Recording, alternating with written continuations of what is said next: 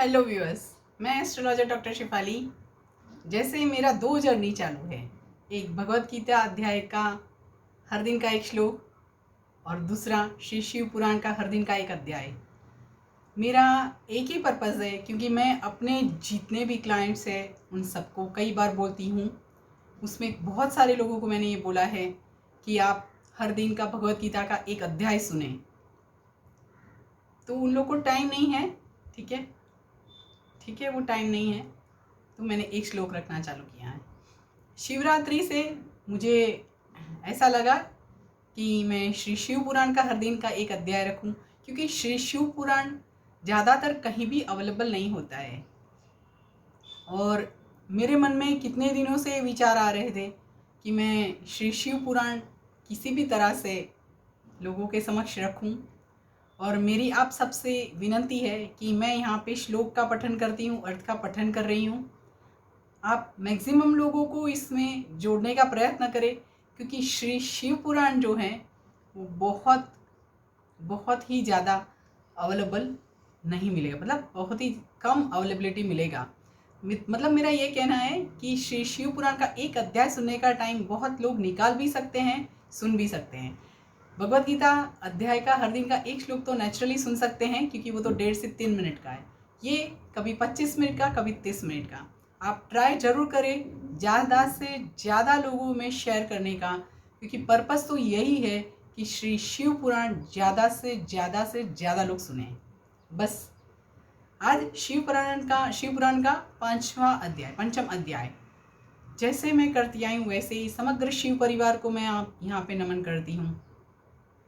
ओम श्री वक्रतुंड महाकाय सूर्यकोटि समप्रभ निर्विघ्नं कुरु मे देव सर्वकार्येषु सर्वदा। ओम श्री विनायक प्रसन्नस्तु। ओम गणपते नमः।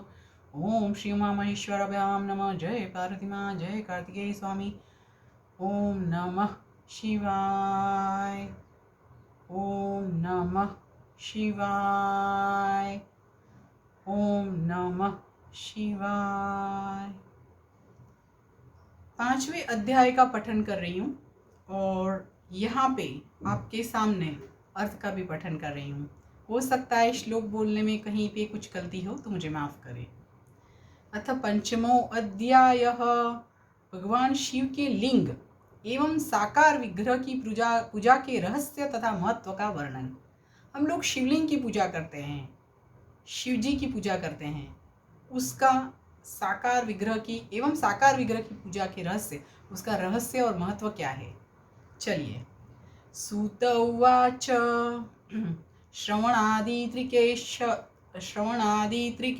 अशक्तो लिंगं वैरं च शांकरं संस्थाप्य नित्यमभ्यर्च्य तरेत् संसारसागरम् अपि द्रव्यं वहे देव यथा बलं वञ्चयन् अर्पयेलङ्घवेरार्थमर्चयेदपि सन्ततं मण्डपं गोपुरं तीर्थं मठं क्षेत्रं तथोत्सवं वस्त्रं गन्धं च माल्यं च धूपं दीपं च भक्तितः।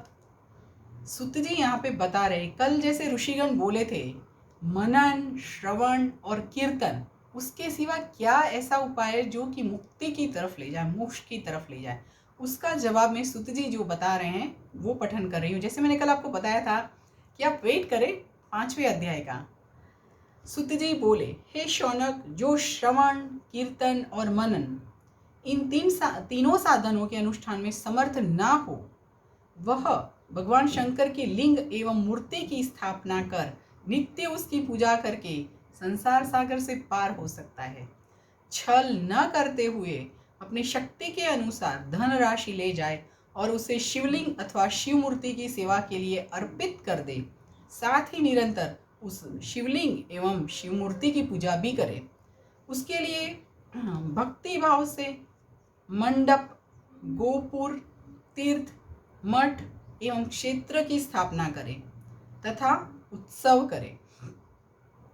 और गंध, पुष्प, गंध मतलब जो हम लोग धूप करते हैं उसको यहाँ पे सुगंधित द्रव्य को गंध बोला जाता है। गंध, पुष्प, धूप, दीप तथा मालपुआ, मतलब यहाँ पे जो बोला जाता है कपूर और सबसे हम जो पूजन करते हैं उसका यहाँ पे वर्णन किया है। आगे जो है मैं पठन कर रही हूँ। मालपुआ आदि व्यंजनों से युक्त भांति भांति के भक्ष्य भोज्य अन्य नैवेद्य रूप में समर्पित करें। देखिए यहाँ पे 5 श्लोक का अर्थ लिखा है, मैंने 4 श्लोक का अर्थ पढ़ा है। एक 5वां श्लोक का अर्थ पढ़ने के बाद आगे श्लोक का पठन कर रही हूँ। छत्र ध्वजा व्यजन चामर तथा अन्य अंगों सहित राजोपचार की भांति सब वस्तुएं भगवान शिव के लिंग एवं मूर्ति पर चढ़ाएं, प्रदक्षिणा नमस्कार तथा यथाशक्ति जाप करें। चलिए यहाँ पे जो श्लोक है मतलब उसका मैं पठन कर रही हूँ, क्योंकि अर्थ मैंने पहले बोला है, क्योंकि आगे के श्लोक में से यहाँ पे कंटिन्यूटी में था। श्लोक पठन और पूरे श्लोक के पठन के बाद आगे के अर्थ का पठन करूंगी। विविधान्नम च नैवेद्यम पूपव्यय व्यंजनेर्युतम छत्रम ध्वजम च व्यजनम चामर चापि सांगकम राजोपचारवत् सर्वं धार्य लिंगवेरयोः प्रदक्षिणां नमस्कारं यथाशक्ति जपं तथा आवाहनादि सर्गान्तं नित्यं कुर्यात् सुभक्तितः इत्थमभ्यर्चयन् देवं लिंगे वेरे च शाङ्करे सिद्धिमेति शिवप्रीत्या हित्वापि श्रवणादिकम् लिंगवेरा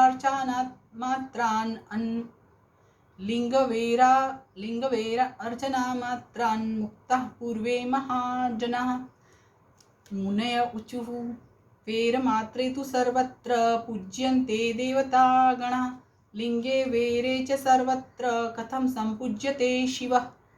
सूत उवाच अहो मुनीश्वराः पुण्यं प्रश्नमेतन्महा अद्भुतम् अत्र वक्ता महादेवो नान्यो अस्ति पुरुषः क्वचित् शिवेनोक्तं प्रवक्ष्यामि क्रमात् गुरुमुखाच्युतं शिवेको ब्रह्मरूपात्वान् निष्कलः परिकीर्तितः रूपित्वात् सकलस्तद्वत्तस्मात् सकल निष्कलत्वान्निराकारं लिंगं तस्य समागतं सकलत्वात् तथा वेरं साकारं तस्य संगतं सकलाकलरूपत्वात् ब्रह्म शब्दाभिधः परः। यहाँ पे जितने श्लोक पढ़े उसके अर्थ का पठन कर रही हूँ। आवाहन से लेकर विसर्जन तक सारा कार्य प्रतिदिन भक्ति भाव से संपन्न करें। जैसे बोला कि उनको धूप दीप गंध पुष्प अलग अलग प्रकार के भोजन नैवेद्य में समर्पित करें। छत्र ध्वजा राजा उपचार भांति सब वस्तुएं भगवान शिव के लिंग एवं मूर्ति पर चढ़ाए। उसके आगे आवाहन से लेकर विसर्जन तक सारा कार्य प्रतिदिन भक्ति भाव से संपन्न करें। इस प्रकार शिवलिंग अथवा शिव मूर्ति में भगवान शंकर की पूजा करने वाला पुरुष श्रवण आदि साधनों का अनुष्ठान न करे तो भी भगवान शिव की प्रसन्नता से सिद्धि प्राप्त कर लेता है। पहले के बहुत से महात्मा पुरुष लिंग तथा शिव मूर्ति की पूजा करने मात्र से भवबंधन से मुक्त हो चुके हैं। ऋषिगण बोले, मूर्ति में ही सर्वत्र देवताओं की पूजा होती है, परंतु भगवान शिव की पूजा सब जगह मूर्ति में और शिवलिंग में भी क्यों की जाती है। सुत जी बोले, हे मुनीश्वरों, आप लोगों का यह प्रश्न तो बड़ा ही पवित्र और अद्भुत है, अत्यंत अद्भुत है। इस विषय में महादेव जी ही वक्ता हो सकते हैं। कोई पुरुष कभी और कहीं भी इसका यथार्थ प्रतिपादन नहीं कर सकता।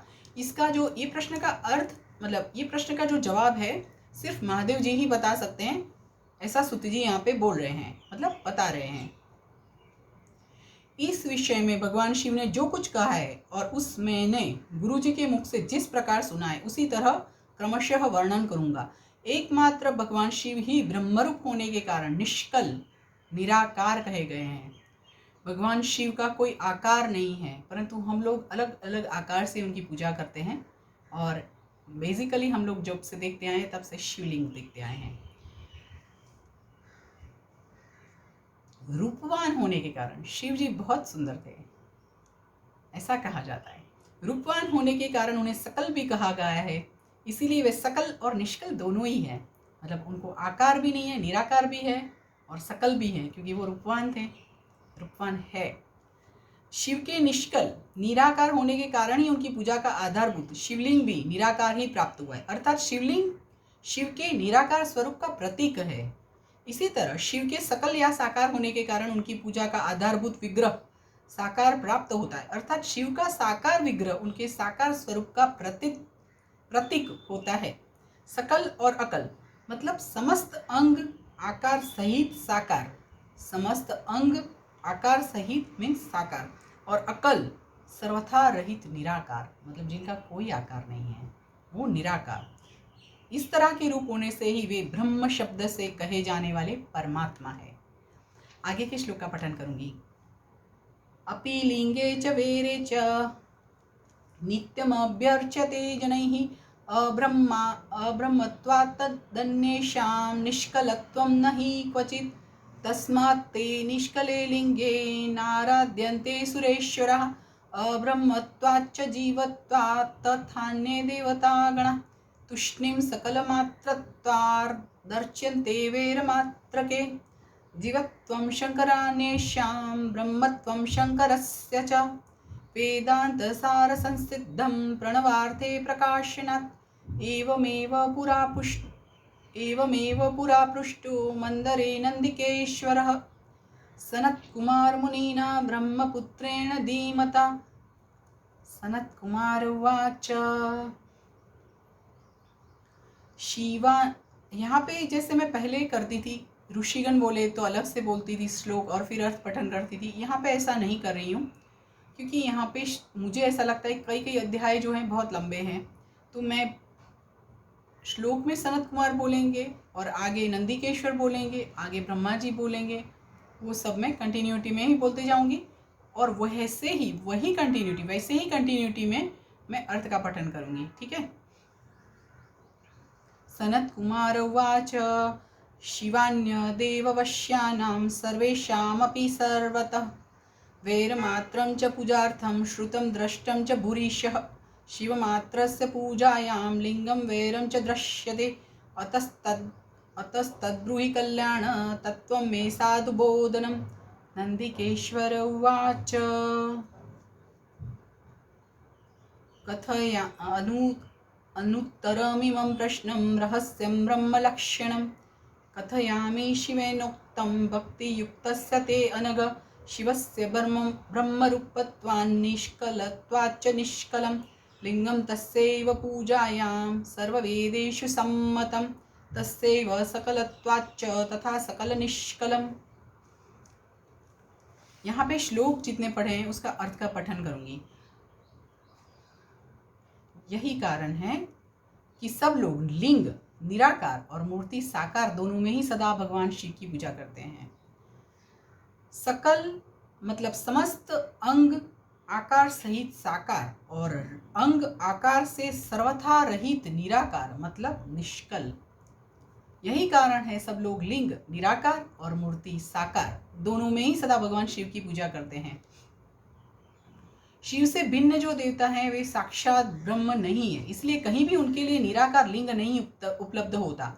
अतः सुरेश्वर मतलब इंद्र ब्रह्मा आदि देवगण भी निष्कल लिंग में पूजित नहीं होते हैं। सभी देवगण ब्रह्म न होने से अपितु सगुण जीव होने के कारण केवल मूर्ति में ही पूजे जाते हैं। शंकर के अतिरिक्त अन्य देवों का जीवत्व और सदाशिव का ब्रह्मत्व वेदों के सारभूत उपनिषदों से सिद्ध होता है। वहाँ प्रणव ओंकार के तत्व रूप से भगवान शिव का ही प्रतिपादन किया गया है। इसी प्रकार पूर्व में मंदराचल पर्वत पर ज्ञानवान ब्रह्मपुत्र सनत कुमार मुनि ने नंदिकेश्वर से प्रश्न किया था। सनत कुमार बोले, जहाँ पे मैंने आपको ये समझाया था सनत कुमार उवाच, वही श्लोक का अर्थ है। यहाँ पे सनत कुमार बोले, हे भगवान, शिव के अतिरिक्त उनके वेश में रहने वाले जो अन्य देवता हैं उन सबकी पूजा के लिए सर्वत्र प्रायः वेर मतलब मूर्ति मात्र प्रायः वेर मात्र ही मतलब मूर्ति मात्र ही अधिक संख्या में देखा और सुना जाता है। केवल भगवान शिव की ही पूजा में लिंग और वेर दोनों का उपयोग मतलब लिंग और मूर्ति दोनों का उपयोग देखने में आता है। अतः हे कल्याणमय नंदिकेश्वर, इस विषय में जो तत्व की बात हो उसे मुझे इस प्रकार बताइए जिससे अच्छी तरह समझ में आ जाए। अभी नंदिकेश्वर बोल रहे हैं, जैसे मैंने आगे बोला, नंदिकेश्वर उवाच। नंदिकेश्वर बोले, हे निष्पाप ब्रह्म कुमार, हम जैसे लोगों के द्वारा आपके इस प्रश्न का कोई उत्तर नहीं दिया जा सकता, क्योंकि यह गोपनीय विषय और लिंग जो है, शिवलिंग जो है, साक्षात ब्रह्म का प्रतीक है। इस विषय में भगवान शिव ने जो कुछ बताया उसे मैं आप शिव भक्त के समक्ष कहता हूँ। भगवान शिव ब्रह्म स्वरूप और निष्कल मतलब निराकार है, इसलिए उन्हीं की पूजा में निष्कल लिंग मतलब शिवलिंग का उपयोग होता है। संपूर्ण वेदों का यही मत है, वे ही सकल है। इस प्रकार वे निराकार तथा साकार दोनों हैं। वो निराकार भी है, वो साकार भी है। भगवान शंकर निष्कल और निराकार है, वो यहाँ पे बताया गया है। आगे जो श्लोक है उसका मैं पठन करूंगी। पठन के साथ आपको मैं अर्थ का भी पठन करूंगी। भगवान शंकर निष्कल निराकार होते हुए भी कलाओं से युक्त है, इसलिए उनकी साकार रूप में प्रतिमा पूजा भी लोक सम्मत है। श्लोक का पठन चालू कर रही हूँ क्योंकि यहाँ पे कुछ जो अर्थ है मिक्स में आते हैं। सकलं च तथा वेरं पूजायां लोकसम्मतं शिवान्येषां च जीवत्वात् सकलत्वाच्च सर्वतः वेरमात्रं च पूजायां सम्मतं वेदनिर्णये स्वाविर्भावे च देवानां सकलं रूपमेव हि शिवस्य लिंगं वेरं च दर्शने दृश्यते खलु।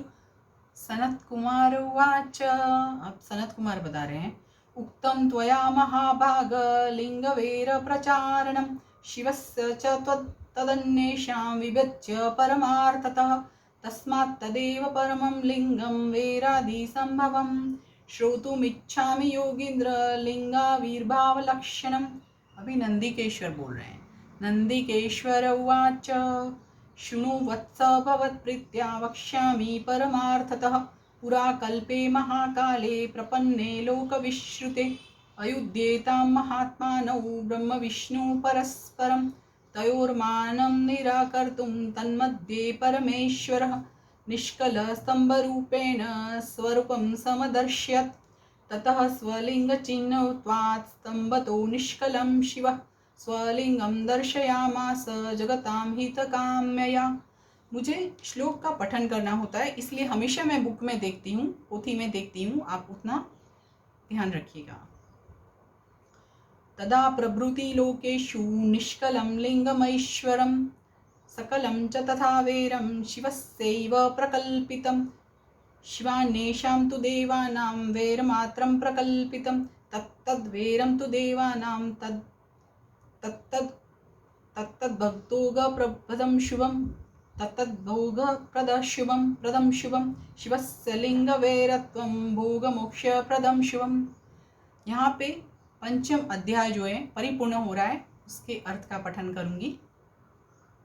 शंकर के अतिरिक्त श्री शिव जी के अतिरिक्त अन्य देवताओं में जीवत्व तथा सगुणत्व होने के कारण वेद के मत में उनकी मूर्ति मात्र में ही पूजा मान्य है, उनका लिंग से पूजा नहीं होता है। इसी प्रकार उन देवताओं के आविर्भाव के समय उनका समग्र साकार रूप प्रकट होता है, मतलब उनकी मूर्ति होती है। जबकि भगवान सदाशिव के दर्शन में साकार और निराकार जो शिवलिंग हम जो बोलते हैं कि लिंग है, वो ज्योति रूप है। और वो दर्शन में, शिव के दर्शन में साकार और निराकार ज्योति रूप दोनों की ही प्राप्ति होती है। कितनी अच्छी बात है जो हम लोग को कई बार नहीं पता होती है, ये यहाँ से श्री शिव पुराण में से पता लगती होती है। आप जरूर ध्यान से सुने। सनत कुमार बोले, हे महाभाग, आपने भगवान शिव तथा दूसरे देवताओं के पूजन में लिंग और वैर मतलब मूर्ति के प्रचार का जो रहस्य विभाग पूर्वक बताया है वह यथार्थ है। इसीलिए शिवलिंग और वैर की मूर्ति की आदि की उत्पत्ति का जो उत्तम वृत्तांत है उसी को मैं इस समय सुनना चाहता हूँ। हे योगेंद्र, लिंग के प्राकट्य का रहस्य सूचित करने वाला प्रसंग मुझे सुनाइए। नंदिकेश्वर बोले, हे वत्स, आपके प्रति प्रीति के कारण मैं यथार्थ रूप में वर्णन करता हूँ, सुनिए। लोक विख्यात पूर्वकल्प के बहुत दिन व्यतीत हो जाने पर एक समय महात्मा ब्रह्मा और विष्णु परस्पर लड़ने लगे। उन दोनों के अभिमान को मिटाने के लिए त्रिगुणातीत परमेश्वर ने उनके मध्य में निष्कल स्तंभ के रूप में अपना स्वरूप प्रकट किया। जगत का कल्याण करने की इच्छा से उस स्तंभ से निराकार परमेश्वर शिव ने अपने लिंग चिन्ह के कारण लिंग का आविर्भाव किया। उसी समय से लोक में परमेश्वर शंकर के निर्गुण लिंग और सगुण मूर्ति की पूजा प्रचलित हुई है। शिव के अतिरिक्त अन्य देवों की मूर्ति मात्र की प्रकल्पना हुई। वे देव प्रतिमाएं पूजित हो नियत शुभ कल्याण को देने वाली हुई और श्री शिव जी का शिवलिंग तथा उनकी प्रतिमा दोनों ही भोग और मोक्ष को देने वाली हुई। यहाँ पे 5वां अध्याय है, परिपूर्ण हो रहा है। इति श्री शिव महापुराणे प्रथमायां विदेश्वर संहितायां शिवलिंग महिम वर्णन शिवलिंग महिमा वर्णनम नाम 5वां अध्याय। इस प्रकार श्री शिव महापुराण के अंतर्गत प्रथम विदेश्वर संहिता में शिवलिंग की महिमा का वर्णन नामक 5वां अध्याय पूर्ण हुआ। कितनी अच्छी बातें बताई हैं। ध्यान से सुना करें और आगे लोगों को भेजा करें, जिसमें सकल और निष्कल, साकार और निराकार का भेद तुरंत समझ में आ जाएगा। शिवलिंग की पूजा क्यों होती है, ये जो समझाया गया है, सिर्फ शिवलिंग में शिव जी शंकर जी की पूजा में ही शिवलिंग और उनकी मूर्ति की पूजा होती है, ये समझाया है। ये बात आप जरूर ध्यान से सुने और ज़्यादा से ज़्यादा लोगों में शेयर करें। जिनको इसका ज्ञान नहीं है उसको ये ज्ञान मिलना बहुत ज़रूरी है। बस अभी सभी शिवगण को मेरी ओर से नमस्कार करके नमन कर रही हूँ मैं। ओम नमः शिवाय, ओम नमः शिवाय, ओम नमः शिवाय।